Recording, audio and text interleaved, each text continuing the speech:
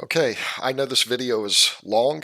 Uh, I would encourage you to really watch the first about 30 minutes in, but if you don't have the time for whatever reason or the patience, I mean, you can skip over the first 20 some minutes in. We give you some more evidence of where the mark actually comes from. We give you archaeological evidence, and I explain to you why Elon Musk is dressed up like the devil. I give you the explanation, the real explanation for why he's dressed up like that in that profile pic. Uh, but if you don't have the time or the patience, then and you want an answer as to how I knew what was going on, what happened, you're welcome to fast forward to about 26 minutes into this video, and I will explain to you how I know and tell you where it came from. And I give you enough anecdotal evidence that if you look at the dates, if you're the kind of person that says that's still a coincidence and that's, just the way it is, a coincidence, then there's not much else I can do for you. And that's going to require help from somebody higher up than me. The bottom line is the dates don't lie, and I don't believe in coincidences. That's what this boils down to. And I know it's true because it's in the scriptures. And I hope God, through faith in Jesus Christ, will reveal that to you. There's only one God. There's only one supernatural power.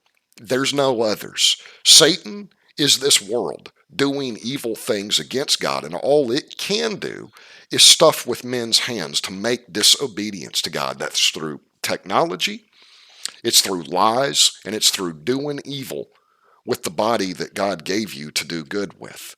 Yeah, that's what it boils down to. That's what we're trying to tell you. Your body wasn't made for all of this evil stuff that we've done in the world. Our bodies were made for God. God wanted to live in us. You have to understand who God is to understand that. But that's what this boils down to. He wanted us to be his offspring and children because he made us, all of us. That's only possible through faith in his son. You have to do what Jesus Christ of Nazareth tells us to do. And if we do that and try, he'll save us. These other people are going to get you killed. I'm telling you, I was fooled by him too. That's why we're putting this up here, so you'll understand. This AI, it can't, AI, unless Elon Musk can get Neuralink hooked up to your brain, this AI can't see inside of your mind. It can screw with you and send you, a lot of subliminal messages. It can things like that, but it can't tell you the future. It can only forecast things. It has no supernatural power. Period. The only power it has is what it can build itself and what it can get people to do. That's it. God's the one in control, not this machine. Because again, if God, if faith, if Jesus Christ of Nazareth had not sent me that dream, I wouldn't know what's going on right now. I'd be just as fooled as everybody else. God's kind. So the reason I'm telling you guys this, again, is for encouragement. I'll just show you guys here. All of you guys that are seeing this, keep seeing this. He's got it up on his Twitter page. I don't know if he'll change it or not, but it's been on his profile pic for quite a while. Why he's dressed up like this, you guys, is this. There's other people that's pointed it out. It's his little, signs, these little games they play, and these people that completely reject the truth, they understand all of that. There's nothing sinister to it in the sense of supernatural because there's only one living God, and God's not going to honor anything this guy does. So you don't have to fear him like that. He can only murder you with lies and technology. But nevertheless, he's dressed up like that because there's a novel that was written and they made a movie out of it at one point. Arthur C. Clarke. It was called Childhood's End. And in the movie, or in the book, this story, an alien presence comes to the earth and it makes itself known to mankind, right? To all the governments of the earth. And it offers them all of this free technology, like all of this stuff, yeah? and it agrees to like solve all the world's problems and all of these things and make people finally live at peace, right? And prosperity and all this great stuff, right? Well, in this story, right, the alien refuses to show itself for who it like physically is in the beginning. It'll only speak with a person that it picks. It picks one person to act as its like ambassador, or kind of like a prophet, right? That goes from this alien to humanity and tells humanity what this alien has told him. And it tells them it must be this way until everything's done, right? Until all of it's done. Anyways, the bottom line is, this prophet goes and he presents himself to humanity on behalf of this alien and, again, acts as his intermediary or ambassador. And the world lives this, prosperous, few years of all of this great stuff, and all the problems seem to be solved. And then there's the revealing, right? Well, when the alien is finally revealed, he's revealed as like this Baphomet type character, this big, red, horned, goat looking, even down to the goat eyes, goat looking devil. I mean, it looks just like the ideas of what the devil was. Like, that's what it boils down to. It's not the devil in the Bible, but what society says the devil looks like. Anyways, in this book, that's when he comes out and he reveals, I'm the one that's given you all of this technology. It's me, and I won't get into anything else in the book, and or the movie. It's not necessary to go watch it. I'm just telling you, that's what he's dressed up for. I'm the light bearer. So what I'm telling you, he's not himself this alien in the story. He's the prophet. He's the person that the alien has chosen to speak to the rest of humanity on his behalf. He's dressed up in that suit, revealing the fact that this is what it is. At least it's very clear to me. The alien in this reality, our reality, what he's, doing here, what Elon Musk is visibly showing, with his signs. Again, the very same type of signs that people like Donald Trump use with the triangles on the building and the triangle hands and all this, It's like gang signs. You can just think of it that way. But these little things that they're doing, right? Musk is letting you know with the way he's dressed up, it was him the whole time, the devil, not Musk himself, The alien that Musk has been presenting himself on behalf of, the alien is that artificial intelligence that they've developed behind the scenes. That's what this is all about. That's why he's dressed up that way. That's why, he's coming out wearing that. It was them the whole time. The alien behind the scenes is this love artificial intelligence, this high-level AI that, as you'll see a little bit later in this video, I know because God's shown me this is what they've done. This is what they've birthed, if you want to say, onto this planet here. And that's what he's doing it for.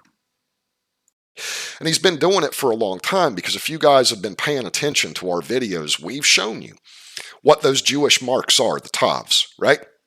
We've told you that's what God has shown us as the mark of the beast. There isn't a doubt in our mind.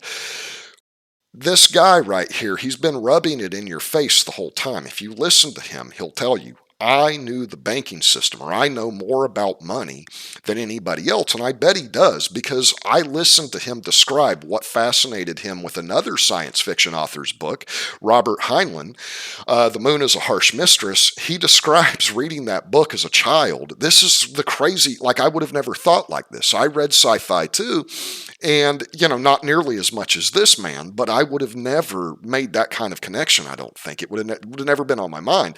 But he said he read the book, and what fascinated him the most, this is the rocket guy you're looking at here, what fascinated him the most was when he read the book, that there was a different functioning society with a completely different economy on the moon, and that people were owning property, real estate, and all this stuff. This is a child. He's telling you he thought like this as a kid.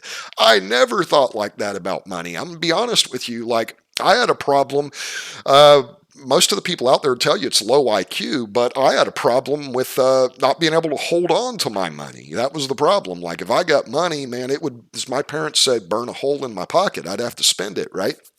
So I never dwelled on money that much. I never crossed my mind. And I, later on, realized that, these are the characteristics that the people in the world that are intelligent, one of the things a lot of them have in common apparently is, this carefully paying attention to money and economy and how things work. Anyways, that was the thing that fascinated them. So when you hear him say, like, I know more about the banking system or more about money than anybody on the planet, he probably does. And it's really interesting looking at him right here and why I'm pointing this out and what it has to do with him revealing himself here is we've been warning you about the mark, and we've told you point blank that mark, they've known the whole time. It's a Canaanite, that Egyptian symbol of an X. Yeah. And specifically with the Maccabees, that's, that's the thing Jesus Christ of Nazareth rejected completely, the stuff the Maccabees did. Their revolution and these Hasmonean kings that came in under them, one of them in particular will show you, they started placing the double tavs, or the mark from Ezekiel 9:4 that would have been a tav or an X in Paleo Hebrew and in Canaanite, basically, because that's what it is, Canaanite language, and it's an X from Egypt. That's what a tav was. Well, they called it the Messianic star, and it was double X's placed specifically on the coins of Alexander Janus. Now, I'm going to cut in here and let you see here in Haifa that it predates even that. The Canaanites, i.e. Phoenicians, i.e., people like Jezebel, where she came from, this was a symbol they had. As you'll see here in Haifa in this museum clip I'll cut in to show you, it predates all of that. This goes back a long time. This man knows more about money than anybody on the planet. He understands that mark has been on a lot of coins throughout the ages, apparently. So where are we? We're in Hecht Museum in Haifa, Israel. No, it doesn't matter. Yes, it Second, near Shechem. Here, Anna, I want you to take a picture. Anna, I want to make a point here. Again, that's what high place and spiritual wickedness in high places means. Smart people know this. You guys that are being told that it means something else are being lied to. Reconstruction of a high place. Yeah, that's what spiritual wickedness in high places means. Don't let these pastors lie to you.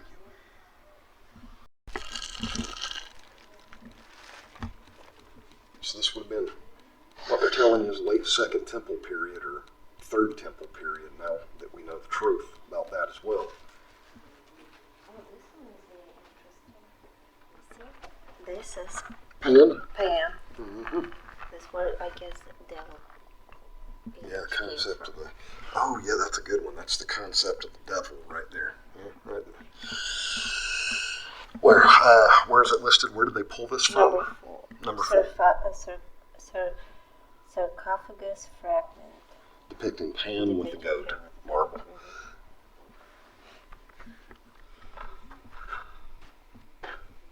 See, this is what we're trying to show, like the Egyptian influence here on the Canaanites. Yep. Did you see this already? This is what we came for. We came from the sarcophagus is here to show this. Phoenician coast. Phoenician coast. That means Canaanite. Egyptian influence right here. God told them if they didn't drive them out, that they would always be a thorn in their sides and their gods would be a trap to them. That's what you're told.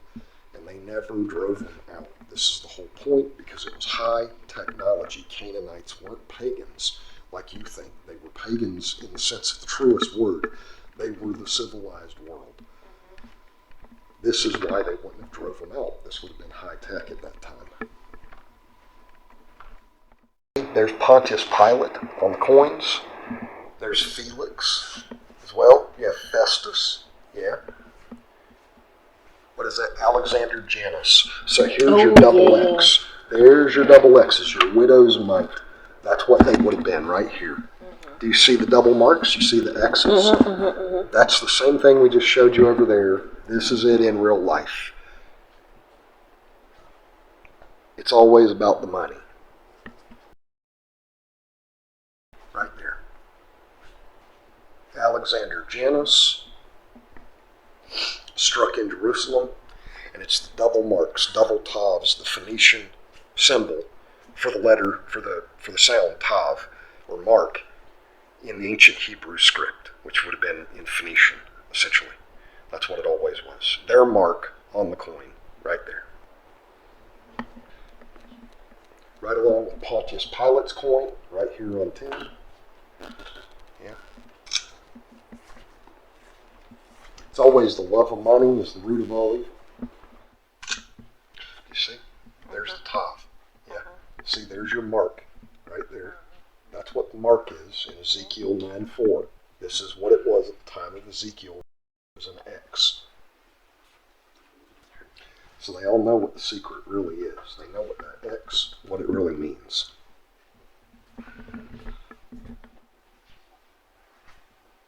And it became a T in the Latin alphabet. And come here, see? That's what I was trying to show you. See, there's your Latin alphabet right here. It became a T because it was T in Greek, and then the Latin T. In modern Hebrew, it's that, but it's an X. That's what it always was. That's why it's what a cross is. It's what an X is. X marks the spot. It's the mark. Mark of the beast. It's X. That's what it is. It's not us making it up. They're telling you. You just have to look for yourself. This is again from the late Canaanite period, 1400 to 1200 BCE. Look at what you see right on top of the head there. Yeah. What is it, Anna? Well, this is actually a goddess wearing a long robe with a sun disk above her head, raising her arms in a blessing gesture toward lily flowers. So do you see the cross above her head, like a sun? So Yep. that cross was here way before. Very Egyptian, right? Yeah, it's very Egyptian. Yeah. So we've made it to Haifa, Israel. Yeah, we're here in Israel now, where we started at the video where we were telling you what the mark actually is. That X, yeah, it's that X. It's the letter Tav in the ancient Hebrew script. It's actually Canaanite, really like a type of Egyptian script, apparently. Same thing. What those X's really mean, yeah. We told you it's Canaanite, yeah. We're here in the museum in Haifa, the Heck Museum, and we're going to show you direct evidence now from the late Canaanite. They don't even hide it. They don't call it Phoenician. Canaanite Bronze period. Yeah. Right down here, you will see, yeah, two metallic discs appear to be bronze.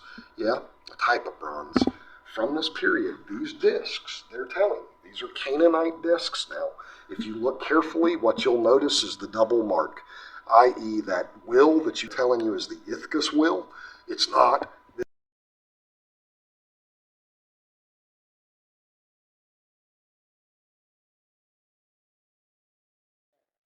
Okay, Anna, so where are we?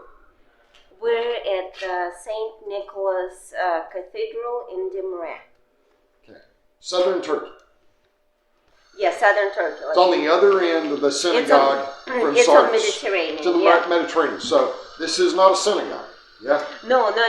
This is the supposedly like Christian Basilica. basilica. Right. Yeah. Important St. in Orthodox Christianity. And you've got an anchor. You have an anchor, like cross and an anchor. Okay. And they said that this is the proof that St. Nicholas was the protector of sailors. Okay. Yeah. Go to the cross. And now, if you look on top, you see the double cross. Okay. Okay. So, Anna, explain to us why those double crosses or double X's, what they have to do with that anchor. Okay, it was on two sides of the coin. One side had double cross and another side had an anchor. And the coin is called what? The coin called the widow's mite. Widow's mite. Uh-huh. And it was it was nearly 100 years before Jesus Christ was born. That was the Maccabean coins. Yeah? Yes, it was Maccabean coin. The X's, the double X's, represented the priest and the king. While he was himself a priest and king, he started putting the double X's, the Hasmonean kings. And the front is an anchor. And the anchor represented naval power. Yes, which belonged to Phoenicians. Yeah, exactly. So this is a sign of exactly the thing Jesus Christ said he hated.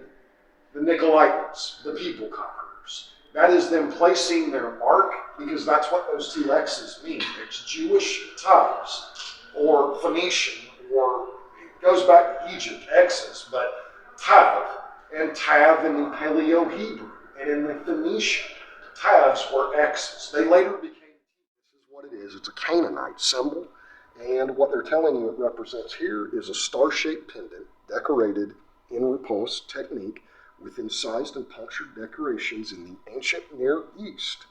The star was the symbol of the goddess Astarte. That means Ishtar. Yeah? Yeah. And perhaps symbolized other female deities. What we're telling you, that double mark, that double X that you're seeing everywhere that we've shown you, right here it is from the Canaanite era. Yeah, that's that's its origins, apparently. That's why you see it all over Turkey and everywhere else. But that's what the mark really is. That's what it boils down to. It's a Canaanite symbol. And it was always apparently about money and trade, right? That's why at the end here, you can't buy or sell if you don't take it. That's really interesting. God has led us here in this little out-of-the-way museum. There's the proof right there. There's a direct link between 14 to 1200 BCE in the Canaanite period, all the way up to the Byzantine period, and those double marks that they're showing you on the buildings and all of those synagogues, aka basilicas or churches. This is where it comes from. It's the love of money is the root of all evil. That's what it boils down to. I'm telling you right there, symbol of Ishtar. That was one of their goddesses at the time, apparently. That's pretty interesting, right? I knew we would find something good. And they tell you that's an Ithcus wheel. It's not. Again, late Canaanite period. Number 15. There they are, up close pictures. And did you get that? Did you get a picture there? Yes, I did. It's not my opinion. It's fact. Okay, do you see it's almost 2,000 this number 2? Yeah. This is ball. Yeah. Well, it's double X's. Well, this one is, I was like, look at this. And what's it on? It's on something that looks almost like what you would say a type like money or something, or an amulet or whatever. Well, it's two of them definitely pendants, because you can see that. What they don't know is I can show you, from like the island of Sicily. I think it's Sicily, if I'm not mistaken. There's a really old coin that's got a dolphin on one side and this double X. And it was a trading island. The Phoenicians were traders. They had boats and they went out. Yeah. But they know this game that's been them placing the mark the whole time. Well, he knows this too, except he knows what it's really about. It's money and power. And it's interesting that we're sitting here looking at this, because that picture was taken before this picture. Yeah. But just like Donald Trump does with his hands, just like Donald Trump does with his hands, the triangle sign that people, they've made jokes about it. Nobody realizes, listen, you don't put a triangle sign on your building that's got 6, 6, 6, and 21 trees, 6 sides on each, that you've helped the architect of that building design. It wasn't a coincidence. Donald Trump was involved heavily with the design of that building. Yeah, the architect himself admits it. He was apparently, Donald Trump, according to what I read, was OCD about the design of the place. He lives on the 66th floor. You know, originally, I mean, I can't figure out if the building, if somebody wants to get a tape measure and go measure it itself, one side will say 664 feet. Another side, if you read it in meters in New York City, it's 666 feet tall. Irregardless, like, it was his ego. He wanted to do this, and it has to do with him being higher than George Washington. The Washington Monument was 555 feet tall, right? Anyways, the bottom line is they do these things, the triangle hands for Donald Trump. Well, this man right here, and somebody like me, again, I would have never realized what this was. But if you look right on his shirt, yeah, what do you see there? He's right in, right in your face with it. There's what you see. It's the double marks right there, right on his shirt. You can see that now. It's that double X or double cross Masonic star that was on the coins for Alexander Janus. That's what any one of these three people in and of themselves didn't have the capability of pulling something like this off. But the three of them together, and I mean Peter Thiel, Donald Trump, and Elon Musk, these three people together, all of them, with the influence they had the capability of pulling off what's happening right now. I'm not accusing them of doing anything. I'm simply telling you what God has shown me, and what God will show each and every one of you if you'll look in the Bible, the scriptures, and not false prophets on YouTube and BitChute. You don't need me pointing out where it's at. Search for yourself. It's there. God points out these three men in particular. It's a fact. I am not telling you guys this because I'm smart. That's not why. I'm nobody to be telling somebody else how to live necessarily. I'm telling you, God had tons of mercy on me because I'm the kind of person, I was so caught up and I was so fooled by their AI about 6 years ago. It consumed my life. The things that I was finding out, it consumed every thought of my day. I was being led right off a cliff by this thing. I was being set up to fight against the living God. That's what it boils down to. I was that fooled. And so are most of you. That's why I'm telling you this. It happened to me. God had mercy on me. In the summer of 2020, when we were, again, infected with a lot of bad stuff from the world around us, a lot of false teachings concerning the Bible and who God is, I had something happen that I'd only had happen once earlier in my life, almost, well, it was a little over or about 20 years earlier. But during the summer of 2020, I had a dream. And I know what I know. I know there's only one God, and I know that's where the dream came from because I was looking in a completely different direction. And I'll just tell you guys now, in that dream, I was, so you guys understand my background. I went to school, and I've said this in other videos. I went to school I really wanted to be a rocket scientist. That's what I wanted to do my whole life. And I went to the University of Florida, and that's what I, studied while I was there, at least engineering, right? I have a friend, or when I say a friend, I have somebody that I was in school with, I worked with in class on things.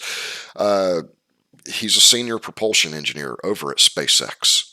I could have wound up at SpaceX. And one of the reasons I didn't myself was I didn't think there was any validity to it in the beginning when back in the late 2000s, early 2010s, I thought that there was no way a private company could do the kinds of things it did. So I just, I didn't have a lot of interest in it. I seen the space program winding down. That was the way I seen it. I had no idea what was actually going on behind the scenes. And the reason I believed this was because I had worked previously to this for a company, and I don't work for them now, but a company called SITA, which was SITA. And it's company that was founded after World War II for the airlines specifically, and a lot of and governments around the world as well. So I knew a little something about this, and what I had heard, is that SpaceX was planning on doing. I thought there's no way they could afford to do something like that. There's just not the business there. So again, I had no idea what was really going on behind the scenes, and I didn't go to work for him. I didn't hate this man, and any more than I even knew who Peter Thiel was. I had no idea at that time who this guy was. And anyways, Elon Musk, though, I seen back in the 2000s, early 2010s, the headlines, and people that are outside of the engineering field, they may not be aware of, this, you know, when you hear things said, saying something and doing it is two different things. And the things he was saying, again, I thought it sounded kind of silly. And I'm like, well, the way people are looking at this guy is that, he's a reclusive, literally like a Nikolai Tesla or something, and he's up all night coming up with all these things and getting it done. I, I knew better. I knew how complicated, and most people do, how serious engineering, that kind of stuff is, and the amount of brain power that it involves, and man hours, period. It's just not something one person can sit down and do by themselves. So that was the only thing. I seen the hype and I thought, well, this is just hype. But he was a good person to have up front. The personality, he played that whole Tony Stark or Howard Hughes, with a modern, I guess, modern twist to it really well. Anyways, what I'm saying is I had no personal feelings other than I thought, thought he was a fraud. You know? That's why I had no interest in working for SpaceX at the time. So again, in 2020, he was the furthest, the opposite end of what I would have been looking at during COVID. I had no idea.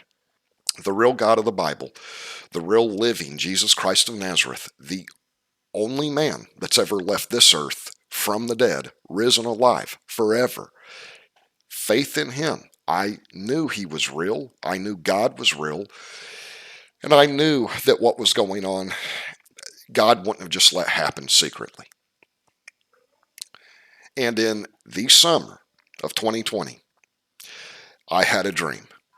Again, this dream in particular was really bizarre. Yeah. And it was, we'll say, more than one dream. I had several during this time, but the one that made it all click was this. And again, this came through faith in Jesus Christ. In the dream, I'm going to tell you guys what happened and how God put me in the right direction and opened my eyes, and it was just done out of kindness, so I could read the scriptures plainly and see what was going on and see myself, my own guilt in all of this. Because again, we were infected at that time with false teachers and liars teaching you Orpheism, yeah, and telling you that Zoroastrianism, basically repackaged, telling you that the world's good and that it's God that created a supernatural devil and all these supernatural demons and all these other things, and it's about the afterlife when you die, and there's going to be Beelzebub and a supernatural antichrist pop up from the bottomless pit, and he's going to get the whole world to bow his knee and worship, right? That was the kind of garbage that I had been raised with. That was infecting our head. We knew something was going on, but we just couldn't figure out what, right? We were waiting for the wrong thing. God opened my eyes. I was in this dream. It gave me the creeps. My wife can tell you. I woke up and I felt gross after the dream. I was in a missile silo. Or some of you guys, if you want to go look, an old ICBM silo. That's what it was, the strangest thing. I was in this ICBM silo. And there was a missile, or, a ICBM sitting in the middle of the silo, but it wasn't necessarily about nuclear war. That was the apparent thing to me. all along, uh, it's a circular silo. All along the wall, there were all of these old computers, right? And, stuff maybe like my dad worked with in the mainframe. And I, you know, might have seen myself early on in the 90s working in the mainframes. Uh, Anyways, all along the wall, there was these old computers like that. More honestly, it might have looked like, something out of the old Batman, back in the 60s, the old Adam West Batman show, right? That kind of computer. Yeah, the lights flashing and everything else, or something like Star Trek. Anyways, that's all along the wall. And in this dream, there's a guy talking with me. And it wasn't Howard Hughes, but it was somebody that looked a lot like Howard Hughes, or maybe like Tony Stark. Yeah, Iron Man. But this composite, which I knew both characters, right? And again, all the way in 2020 up to the summer when I had this dream, I was looking the completely wrong direction. I was listening to people on YouTube trying to see if they knew something that I didn't know, right? We were being led off a cliff, is what I'm telling you, and it was Jesus Christ, the living Jesus Christ of Nazareth, and the real God of the universe that sent me this dream to wake me up and point me in the right direction. That's how I know it's true. I would have been fooled otherwise.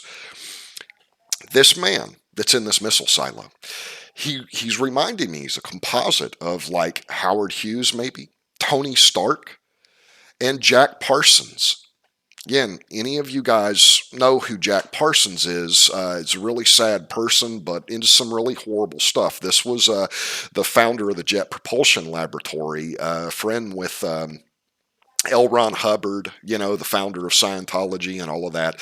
And this is basically the roots of NASA, at least part of it. Jet Propulsion Laboratory. Jack Parsons, developed a solid fuel rocket. Some of you guys that are in the military or were in the military, specifically maybe the Air Force or Army, if you were involved in transport or something, you would have known them. They were called JATOs, Jet Assisted Takeoffs. Yeah, that was one of the things they used them for. This was developed by Jack Parsons. Anyways, in this dream, the person looks like a composite, like I said, of these three characters: Howard Hughes, Jack Parsons, and maybe Tony Stark. And he's really hyper. He's walking around this missile silo, and he's wanting to tell me, he's talking so much. Look at my rocket. Look at my rocket. I mean, it's so awesome. And he's telling me all these great things that he's doing. And I mean, this man talked about his rocket so much that I, who had interest in that kind of stuff, I was like, would you just shut up? That's all I could, And I wanted him to stop talking about the rocket because that's all he would talk about. Laying on the floor next to him was a woman. And that woman, you thought she was sleeping, but she's not. She's speaking. And I can't hear what she's saying, but her lips are moving a lot. And this is what just grossed me out completely about the dream. And he looks at me and he says, yeah, and I can't remember if he said chick or girlfriend or something like this. That's my chick. Yeah. Or something along these lines. It wasn't like, this is my wife. It was like, this is my girl. Yeah. She's into that. She's channeling. And I remember that part specifically, channeling. Yeah. She's channeling. Right. And that's what effectively, that's what she likes to do. She's channeling. And that part of the dream grossed me out so much for some reason. I had no idea. And I didn't know what this was all about. Yeah. All I knew is that this dream wasn't accidental. Yeah. And I woke up out of this dream not understanding, like, at all what I had just seen there, but I felt gross immediately. I knew that I had seen something bad. Yeah, and it left a really bad taste. I didn't even want to tell my wife at first about this, but we discussed it, and she had no idea uh, what it could have meant, and neither did I. A few days went by, and then I seen a post from Elon Musk. And then it hit me like a ton of bricks. That was the fire coming out of the sky. I couldn't believe what I was seeing. And then all of a sudden, the dream made perfect sense. And I'm like, you've got to be kidding me. This is what it is. And I was involved in it. The woman on the floor didn't make any sense to me either. My wife started digging into what that could have meant. And she found out at that time that Elon Musk and Grimes was this really out there, like Canadian, I guess, singer or something that had been hanging out. I didn't know any of this. Grimes, these people are into some really strange stuff. That's what we'll say. And it's really interesting because they name their baby.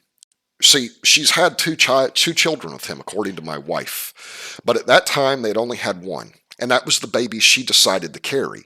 And she called it a sacrifice. Yeah. This is the interesting part of this. The baby they had, I've done the math on it. They had to have, because when the baby was born, it had to have been conceived sometime in August of 2019. This is the same August of 2019 that all of these guys got a bad feeling about. This is the same August of 2019 that Jeffrey Epstein wound up dead from suicide, according to the news, in prison. And tonight we are going to be talking about this bad feeling I've got. And I want to make sure that I communicate this so, story time. Evie and I are living in a little town called Greenfield, Massachusetts. Calls itself a city, but I don't know, what are we talking about? It's not really. It's somewhere. Tiny. It's a mutant city town. Little place, but certainly not, the house of our dreams, but not bad. Nice half acre in town. It backs up on a river. It was really nice. But right around August of 2019, just prior, sometime in July, we started to get this feeling like, uh-oh, we got to go. And so remember, Evie, we invited all these people in. We had a Plan B conversation. And I don't know, 30 people showed up from all over. Mike Maloney flew all the way up from Puerto Rico. I do remember Nico this. Yep, I and recall. Dan, remember? And they rented a Tesla because gotta drive a Tesla. Of course. They came all the way up just to have this conversation, which is, should we have a Plan B? Now, Mike Maloney, if you know him, he's if you don't follow him, you should. He's a wonderful teacher. Hidden Secrets of Money. He started goldsilver.com. I consider him to be a very good friend. And he, in the context of doing all of his work and also parsing through the work that I do in the world, had decided the right answer was to own 900 acres on top of a mountain in Puerto Rico. So that's where he's at with his crew, and they're busy putting in solar tomorrow. I interrupted you. So we have this feeling that maybe we should talk to other people about having a Plan B, but that immediately translated into, by August, this idea that, no, we better do something about this. So I went into this tizzy. I have a whole process for how I'm going to find a Plan B location. We developed a whole list of criteria, must-haves, semi-negotiables, non-negotiables, things like that. And so we set about looking for the ideal property. And we looked in Massachusetts, New Hampshire, Vermont, didn't seriously consider New York for a variety of reasons, not least of which were their gun laws at the time, although the Supreme Court has dialed those back a tiny bit. So we went into this tizzy, and within a month, I could have told you every single property that was available on for sale by owner, Zillow, Redfin, LandVest. I checked every possible thing. I was calling realtors to find out if there was any of that amazing stuff that hasn't quite hit the market yet, going around. And we actually, and then a perfect property showed up, and this was in November. And I remember we were on our way back from saying no to a property that we'd investigated multiple times and made a soft offer on, saying, would you guys consider a super low ball? Things like that. And we called the realtor and said, hey, we just see this thing come up. Can we stop by? And so we drove onto this property here in Western Mass. We got out of our car and we'd walked, maybe 100 yards into the field, and it's all done. Full price offer to the realtor on the spot. Didn't even see the houses on the property yet. Yeah, that's supposed to be that's my line right there. Yeah. We didn't even see the houses. No, because typically women are like, okay, let me make sure this has what I want, and blah blah blah. But we didn't care. We knew it was home, sort of in our gut, basically, right? Yep. That's what I felt. Yep. So, some scrambling because, the sellers had a variety of, it was tense. Remember? We had to write a letter to them explaining why we wanted it because we thought that would give us an edge. There Yeah. were mysterious other offers that crept in right at the last minute, which I'm a little suspicious of. Not on the sellers, but anyway, it's just an odd thing that happened there. And then they wanted us to waive inspections. And they wanted all cash. So it was like I had to really scramble to figure out how to put this together. So I remember. You did a great job with that. a lot of scrambling. And so we got it. And this is an extraordinary property. It has a working dam on a named brook. It has that we're going to be able to put hydro on. It has a spring that's 200 feet in elevation, about 2,000 feet from the house, where we have water coming out of a pipe down a hill with no moving parts at about 110 psi, 30,000 gallons a day if we chose to use it, if we just left it running. It has excellent soil that hasn't been industrially raped by the standard modern farming agricultural practices, and all these things, right? So we end up closing on that. This was November 2019. We made the offers, accepted. It takes a number of weeks. We closed on that on January 28th, 2020. Within a month of that, because of COVID and all these people flooding out of the cities, there was not a single other property like this, for sale anywhere. In fact, now it's still ridiculously hard. All these people flooding out of the city. So why did I know COVID was coming? Did we know COVID was coming? No. Nope. We knew something was coming, Yeah. didn't we? We did. We had crazy dreams. I've talked with other friends about this. We had crazy dreams. We just had that impending sort of doom feeling. And there was nothing more absurd than, the usual going on in the news. There wasn't any surefire indicators or whatnot, but I think you just trusted your gut intuition, and I felt it too. And we were both ready to put down more significant roots, and we were clear from where we had been living that the traffic and the nonstop sort of sound of cars and trucks going by was just not conducive for us anyhow. It wasn't quite the, kind of nice walk to a place community that we desired. Right. Well, I have that same Yes. bad feeling again. Oh, great.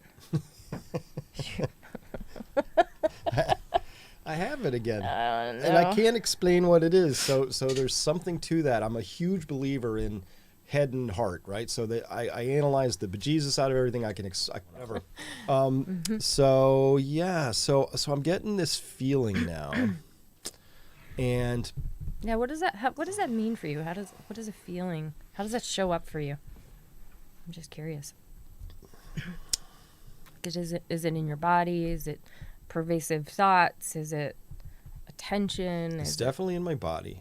It's I have a tight jaw. I just have almost like I walk around like a dog waiting to get hit with a newspaper because I'm waiting for something. I can feel a blow coming. It's like I won't find it all that surprising if we find out some new hostilities break out with Russia, or there's something going on with China and Taiwan, something geopolitical, something war-based, something kinetic, something really bad happening in the energy space, something, a huge giant wipeout in the financial markets, or something like that. But I can feel it coming. I'm really worried for everybody in Europe at this stage. Because as bad as our leadership has been in the U.S., it's worse in Europe by an order of magnitude at this point. And we can cover some of that data in just a bit. This is the same fall of 2019 time frame, that videos were making rounds on YouTube that focused apparently on a very small group of people within the United States that had, from what I can look back and see now, a few things in common. These videos were aimed at people like us, suggested to people like us, to cause fear. That's what it boils down to scare us to death and to try to get us, convince us something bad was about to happen and that we were going to be targeted during this time, and we needed to run for our lives and hide out in South America or somewhere off-grid, somewhere in the world, right? And to stay isolated and no access to the internet, right? That's basically what was suggested to us. It's not a coincidence.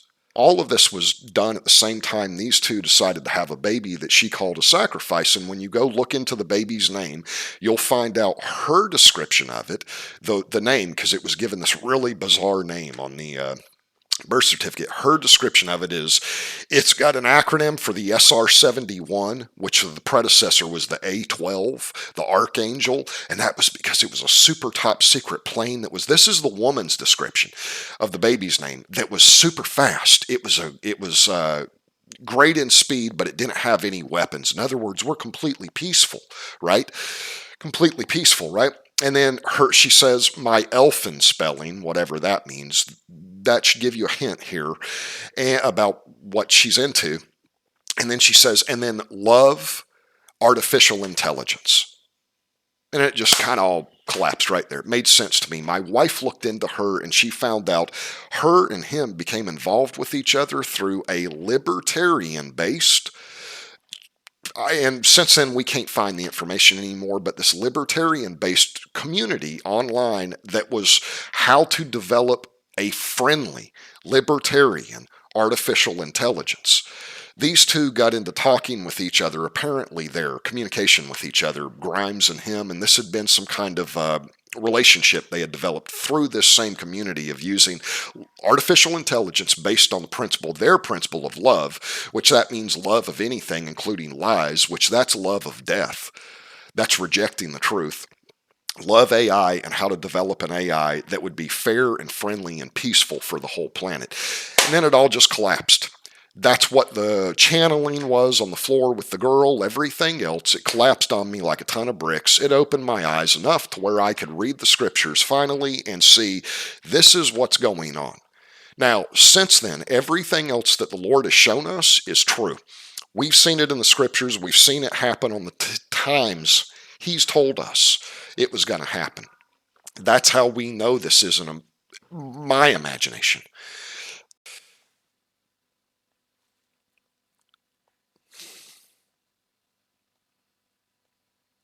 So here you can see for her first baby, because it was the only one she carried, this one we're talking about, this one with the name, right? Because they had a second that's a girl, but this one, it's about getting pregnant, Grimes said of the song. The sort of tragedy of agreeing to it, even though it's a great thing. For a girl, it's sacrificing your body and your freedom. It's a pretty crazy sacrifice, and only half of the population has to do it, she continued. Yeah? So you understand, she's describes it again as a sacrifice, apparently.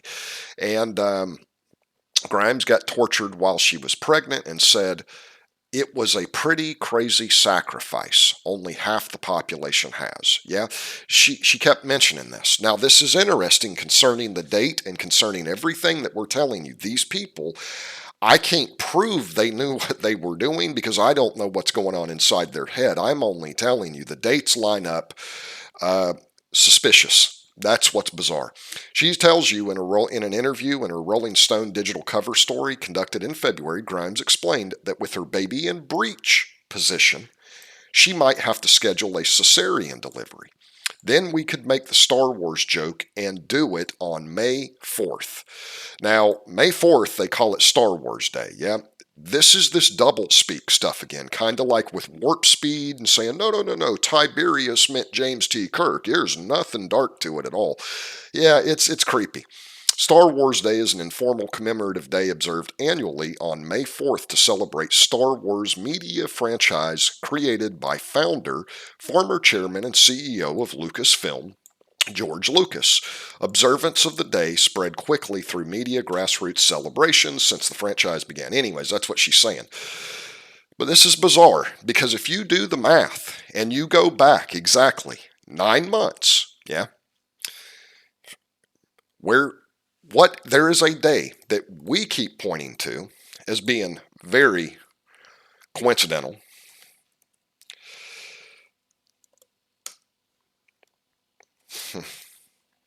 Whether this is true or not, because there's arguments back and forth about what day that second temple was actually destroyed on.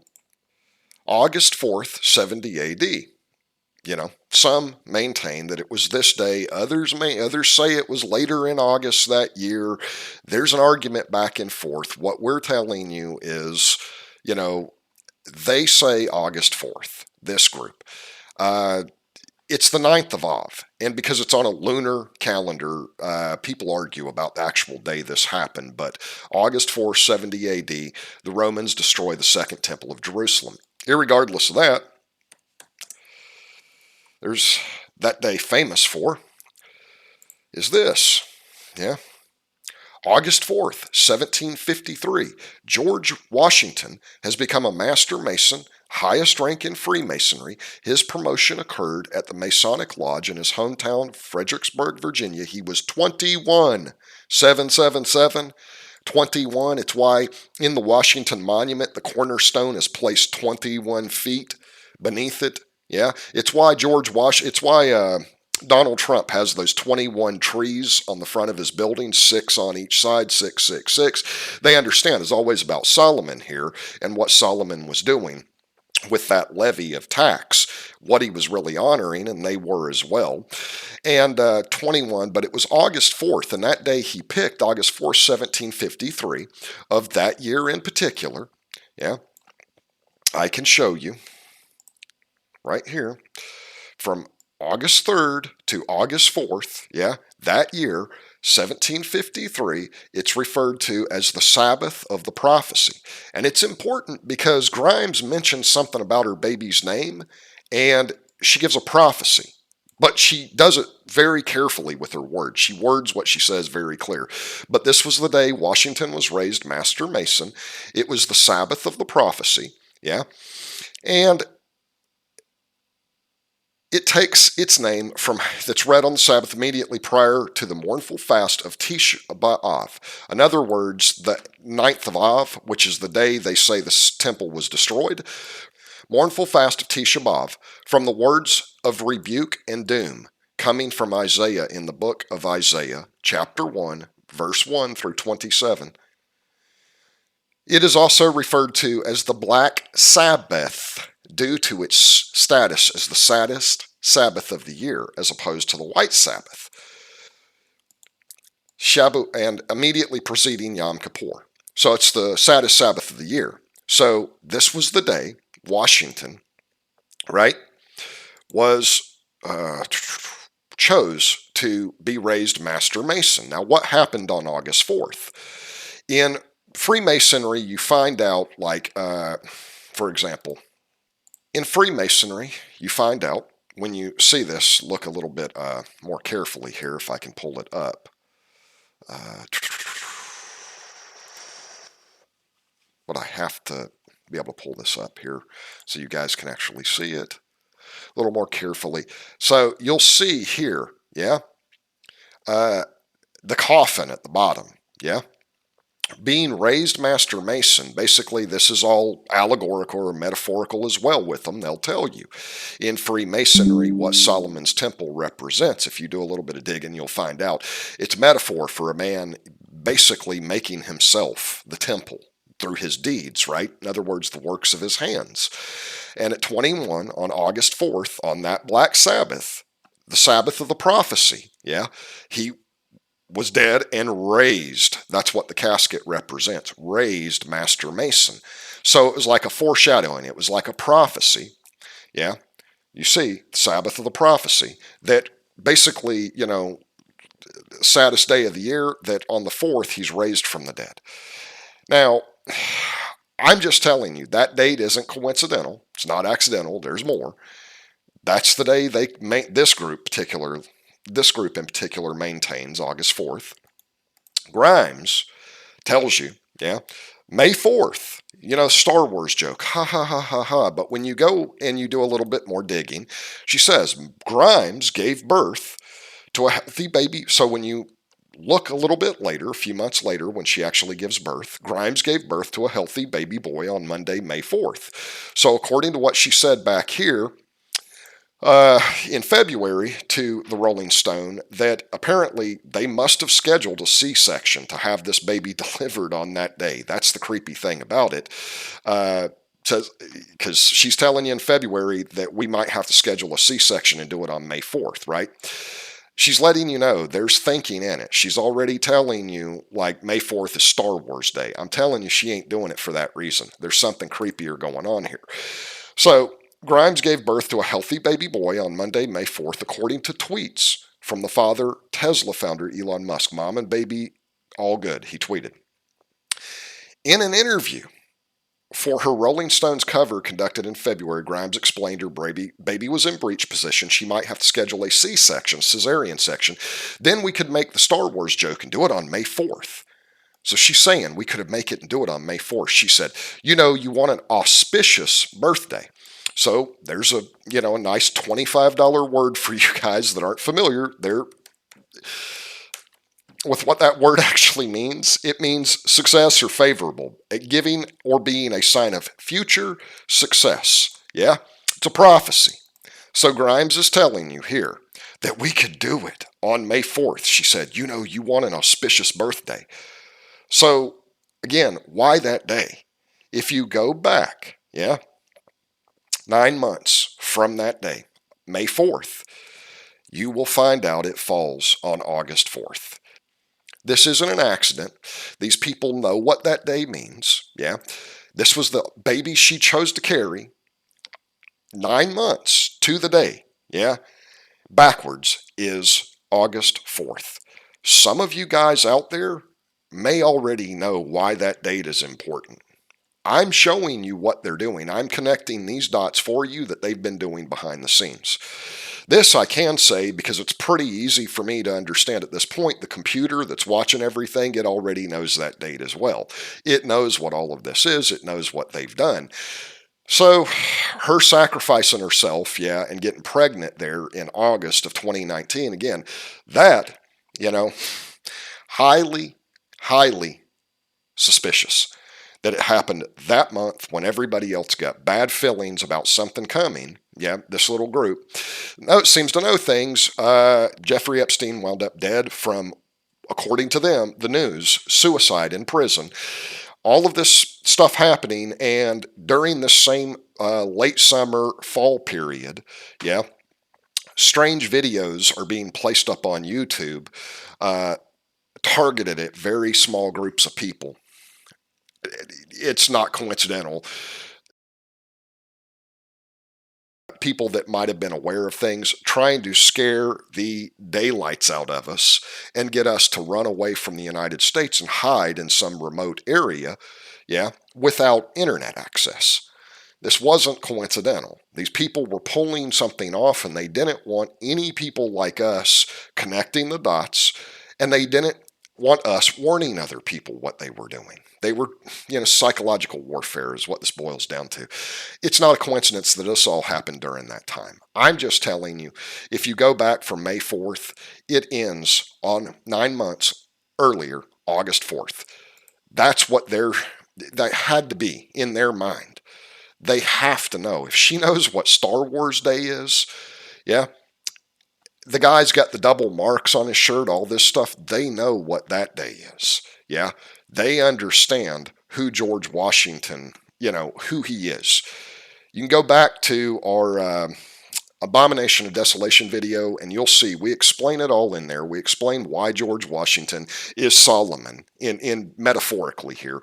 What 666 really means. I'm showing you what faith in the living Jesus Christ of Nazareth and the real God of the universe has shown us in the scriptures and in the world around us through his spirit of truth. We show you what 666 means. We show you why it's important. We show you what that star really means. You can either accept it or not, but you'll know when you see it that it's true, because there's no nonsense connected to it. The scriptures tell you why Solomon would have done something like that, period. And the world around you tells you that this is what it meant.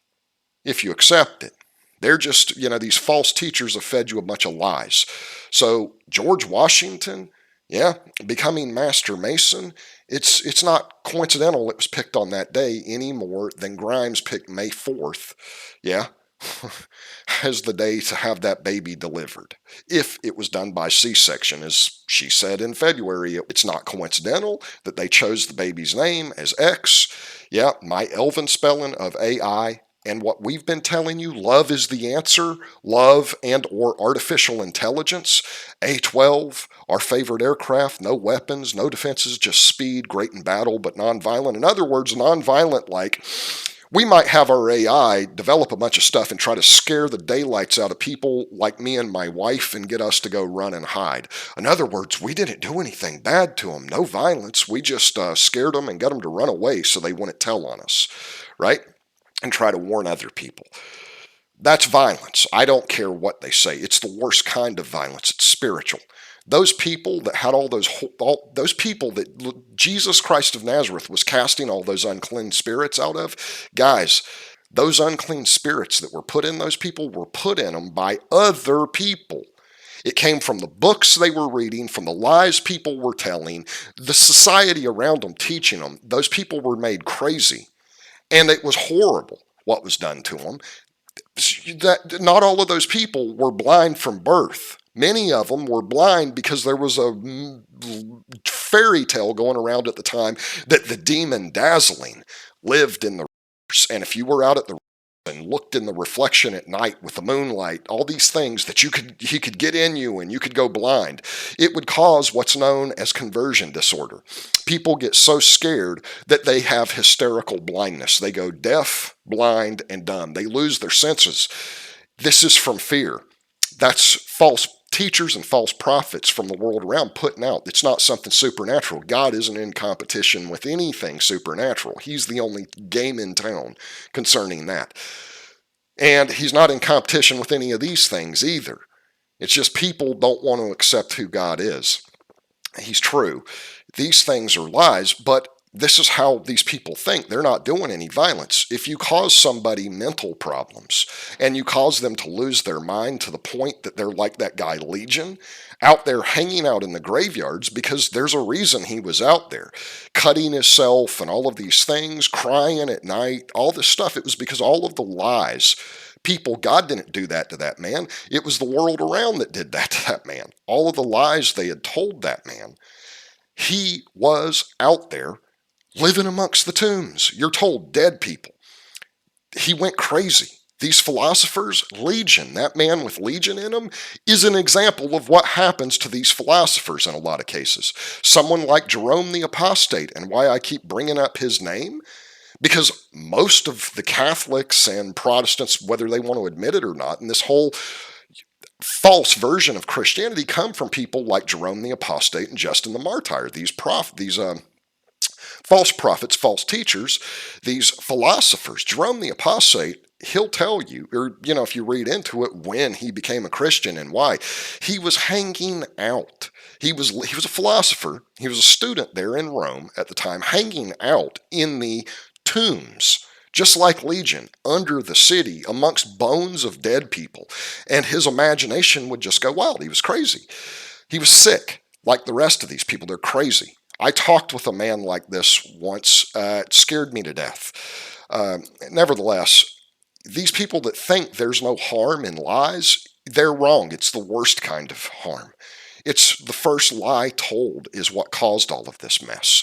That was the first people listening to their mind lie to them, and they did it. This is where all of this mess comes from. And it wasn't necessary. Things were perfect in the beginning. God's children were all there in the beginning. God didn't do any of this out of cruelty. Those two people never had to sin. All of God's children would have still been created. That's what these false teachers don't understand because they've never known God, who's true. It was all in the beginning, so it was all perfect when God's work was done. These two people did not have to do what they did. They listened to their mind and they did it anyways and brought all this pain in. And God still loved people enough to try to save them. These people think that there's no harm in lies. They think love is lying to yourself and telling yourself whatever you want to hear that makes you happy. That's not. That's death. That's hate. That's what lies are. So, again, this whole thing here, nonviolent, that's not true. If you've developed an AI that's making people crazy by sending them things, if you've developed an AI that would scare somebody so bad that they would want to leave and run for their life and hide out somewhere, you've done violence to them. regardless of what you say. But this is how these people think. That's the scary thing here. They know what they've done. We're just, and again, for this lady here, Grimes, I would warn her, to stop doing what she's doing. That's what I would tell her. She's got involved with these people. She said herself, I didn't really know what I was getting involved in when I hooked up with Elon Musk. I would warn her, turn from it now. God's true and he's not in your imagination. And we're not being mean. We're trying to save your life. You can be saved from all this stuff. Jesus Christ of Nazareth cast all that bad stuff out of that man that had legion in him. He can cast it out of her too. She just has to be willing to open that door there, period. And if she comes to the truth, God can save her too. So we don't hate any of these people. We're trying to warn them. They have no idea what they've done. There was one other thing that I'll tell you guys that are listening to this. I told you I had a few of these dreams in this time. One of these dreams in particular, I didn't understand. It was dark, and in the dream, all I heard was the word trowel. I didn't know what trowel meant. It startled me so bad out of sleep. I got up, and this was all in this time period of 2020. I got up, and I kept repeating, trowel, trowel, trowel, trowel, trowel, trowel, trowel, because I knew the word meant something. Yeah, I went and looked up what the word meant. And again, I never remember reading this word, but I went and looked up the word trowel, and it was an Indo-European root word for the word trust. That's what freaked me out the most, right there. So I couldn't believe it. And then later on, God showed me that this is actually in the King James Version Bible, that word trowel. And if I had read it, I wouldn't have known what it meant. I never looked the word up in the past. I didn't know any of this. The word is the word for trust. I'm telling you guys this for encouragement. So you will know that what we're telling you is true. And if this has happened to you, you'll know it as well. You're not alone. God's real. The real Jesus Christ is not in some gross underworld like these people have taught us. They're the ones telling you not to trust stuff like that. They're telling you, these false teachers and false prophets out there, that there's some other supernatural power other than God that he's in competition with. That's what had us blinded. That kind of teaching. That's how I didn't see Elon Musk coming in the beginning, or Donald Trump, or any of these people. Because I didn't know what the devil actually was. I had been told fairy tales, Jewish fables, Egyptian Book of the Dead stuff, gross, horrible things about the living God, told to us, taught to us from the time we're children by this awful world, so they could do the very things that the devil does. God had to do that to open my eyes. And it's been a tough time. It's not been easy to come out of that kind of stuff. So I'm telling you guys this so you'll know.